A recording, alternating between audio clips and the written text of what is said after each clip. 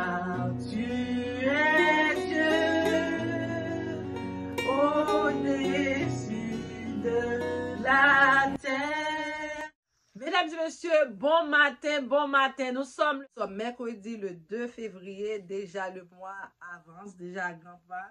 Hier on était premier et déjà aujourd'hui le 2, donc nous sommes dans une nouvelle étude biblique, toujours dans le chapitre de Job. On va faire les lectures dans le chapitre de Job tous les matins jusqu'à la fin parce qu'il y a 42, si je ne me trompe pas, il y a 42 chapitres exactement. 42 chapitres dans Job. Donc, ce matin, nous lirons le chapitre 2, continue jusqu'à la fin. Donc, ça va nous prendre tout le mois, s'il le faut, jusqu'au début de mars. Nous allons être dans Job et nous allons lire approfondément tout le livre. Nous allons lire chapitre par chapitre et discuter sur chaque lecture qu'on aura à faire pendant ce mois de février et jusqu'au mois de mars, parce que le mois de février, c'est 28 jours, puis le mois de mars, on a 31. Donc, s'il le faut, on prendra les 2 mois pour étudier en profondeur le livre de Job. Donc, c'est un livre qui m'a toujours passionné étant petit, mais que j'avais jamais l'occasion de lire. Mais avec ces épisodes d'études bibliques, là, je vais pouvoir les lire en profondeur et comprendre aussi avec la puissance et cet esprit de Dieu qui va nous aider à nous éclairer pour comprendre le livre. Donc, dans le titre d'aujourd'hui, il n'y a pas de titre. Nous lirons le chapitre 2 jusqu'au verset 13. La visite de ces 3 amis. Alors, je lis pour vous. Or, le Fils de Dieu vint un jour se présenter devant l'Éternel et Satan vint aussi au milieu d'eux. Se présenter devant l'Éternel. L'Éternel dit à Satan, « D'où viens-tu? » Et Satan de répondre à l'Éternel, « De parcourir la terre et de m'y promener. » L'Éternel dit à Satan, « As-tu remarqué mon serviteur Job? Il n'y a personne comme lui sur la terre. C'est un homme intègre et droit, craignant Dieu et se détournant du mal. Il demeure ferme dans son intégrité et tu m'incites à le perdre sans motif. » Et Satan répondit à l'Éternel, « Peau pour peau, tout ce que possède un homme, il le donne pour sa vie. Mais étends ta main sur ses os et sa chair, je suis sûr qu'il te maudit en face. » L'Éternel dit à Satan, « Voici, je te le livre, seulement épargne sa vie. » Et Satan se retira de devant la face de l'Éternel. Puis il frappa Job d'un ulcère malin depuis la plante du pied jusqu'au sommet de la tête. Et Job prit un tisson pour se gratter et s'assit sur la cendre. Sa femme lui dit, « Tu demeures ferme dans l'intégrité, maudit Dieu et meurs. » Mais Job lui répondit, « Tu parles comme une femme insensée. Quoi, nous recevons de Dieu et le bien, nous ne recevrions pas aussi le mal. » En tout cela, Job ne pécha point par ses lèvres. Titre et visite de ses 3 amis. 3 amis de Job, Eliphaz de Théman, Bildad de Chouach et Tosphar de Naam, apprit tous les malheurs qui lui étaient arrivés. Ils se concentrèrent et partirent de chez eux pour aller le plaindre et le consoler. Ayant de loin porté les regards sur lui, il ne le reconnut pas et il élevait la voix et pleurait. Ils déchiraient leur manteau et ils jetaient de la poussière en l'air en dessus de la tête et il se tint assis à terre auprès de lui 7 jours et 7 nuits sans lui dire une parole, car il voyait combien sa douleur était grande. Voilà, on a lu jusqu'au verset 13. Donc, vous voyez, alors, des fois que vous traversez un problème, vous ne savez pas pourquoi. Alors, c'est Dieu qui a ordonné à Satan de toucher Job jusqu'à sa extrémité, mais sans détruire sa vie, parce que il a besoin de lui pour faire parler de sa parole, de sa grandeur. Vous voyez? Alors, Job a été attaqué dans son intégrité la plus profonde, mais Dieu n'a pas permis que Satan touche à sa vie. Alors, vous voyez cette lecture où ce que Job a été frappé, même sa femme a perdu la foi. Sa femme a dit, maudit ce Dieu et meurt.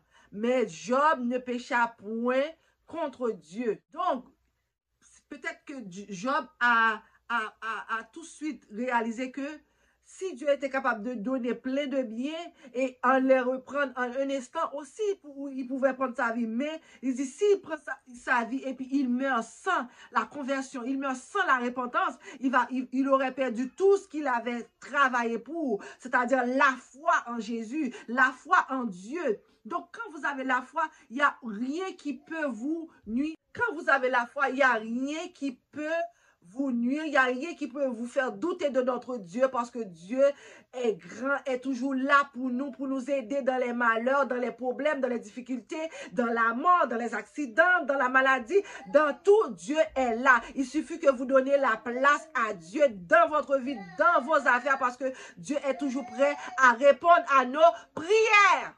Donc, vous voyez, ses amis ont appris qu'il était malade. Ils sont venus, mais quand ils ont vu de loin comment qu'il était, ils se sont jetés par terre. Ils ont mis le cendre et le sable sur eux et ils sont restés à côté de lui, à souffrir avec lui pendant 7 jours, 7 nuits. Donc, vous voyez que Dieu est toujours là. Même dans les petites choses insignifiantes, vous pensez que Dieu n'est pas là. Dieu est là. Dieu est là dans votre maladie. Dieu est là dans votre problème. Dieu est là dans l'accident. Parce qu'il a permis que vous fassiez l'accident, mais l'accident n'a pas été plus grave que ça. Je me rappelle, en 2010, je sortais de l'enterrement de mon oncle qui était décédé en Haïti. On l'a transféré à New York vu qu'il était résidé à New York. Alors, en revenant sur la route, on a prié, mais c'était une route que j'ai l'habitude de faire tous les jours, mais je ne sais pas pourquoi cette journée-là, je tournais en rond à New York, je tournais en rond, je n'arrivais pas à trouver mon chemin pour prendre l'autoroute 87 pour m'amener à Montréal. Donc, j'ai tourné en rond. Au moment où j'ai fini par trouver mon chemin, j'ai embarqué sur l'autoroute, pam! Une autre voiture, un autre Jeep. Moi, à cette époque, je conduisais une petite Toyota Corolla. Donc, je suis tout petite.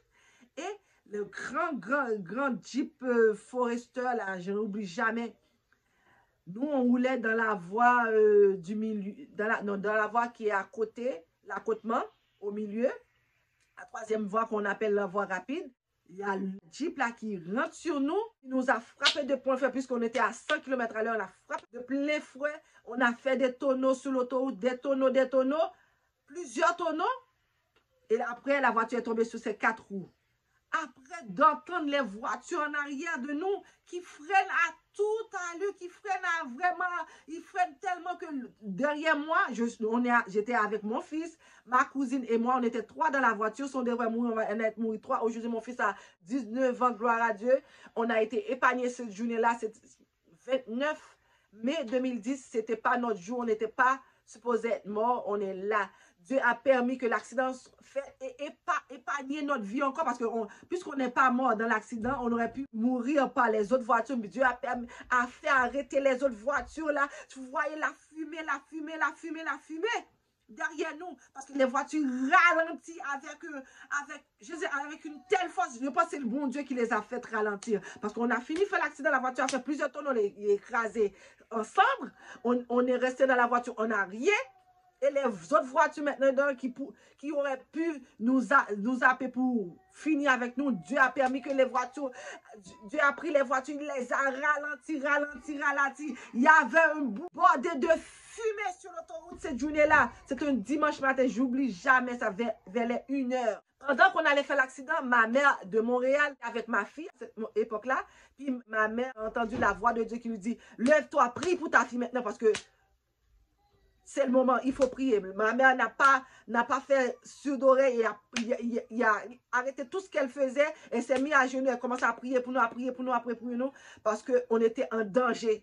On était en danger de mort, mais Dieu a permis que l'accident soit arrivé, mais a épargné notre vie. Quand les pompiers, les policiers sont arrivés, la voiture était comme ça, est devenue comme ça, et on est assis dedans. Il a dit, mon Dieu, j'ai entendu qu'il dit, oh my God, je pensais qu'on était morts dans la voiture, on n'avait rien. On n'avait pas même une branche de chevet cassé, sorti, on était sains mais saufs dans la voiture. Donc, c'est pour te dire que des fois, Dieu a permis que quelque chose arrive, un accident arrive ou prendre la vie de quelqu'un que vous aimez, mais c'était pour son témoignage, c'était pour sa gloire. Donc, si vous croyez en Dieu, Dieu peut tout pour vous. Donc, je vais vous laisser là parce que je ne vais pas trop faire longue cette lecture biblique. On se verra demain, jeudi, le 3 février pour une autre lecture. Je vous dis aussi, si c'est la première fois que vous passez par là, n'hésitez pas à activer toute la petite cloche de notification pour être notifié à chaque fois que je poste une nouvelle vidéo. Sur ce, je vous laisse, je vous fais des gros bisous. Mouah! À la prochaine! Car tu es Dieu au-dessus de la terre.